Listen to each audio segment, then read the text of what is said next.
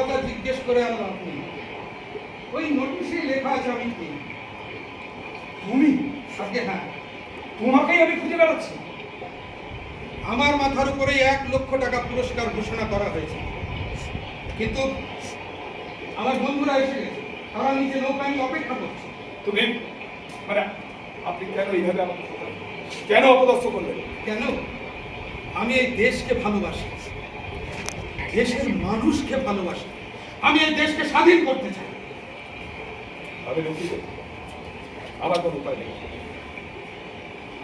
আপনি কি আমায় যেতে দেবেন না যেতে দিতে বাধ্য করবেন? আমি পুলিশের লোক, আমি আপনাকে যেতে দিতে পারি না।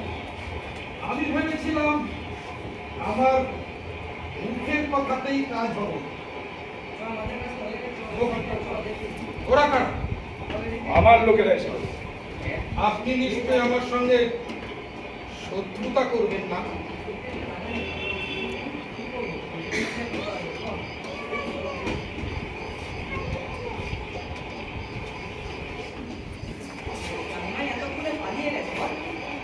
না না, পালালে নিশ্চয়ই সে কথা জানাজানি হয়ে যাবে।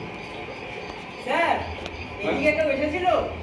না, কেউ না? কেউ না। আশ্চর্য তো, আমাদের কাজ শেষ, এইবার আপনার সঙ্গে থাকতে পারি।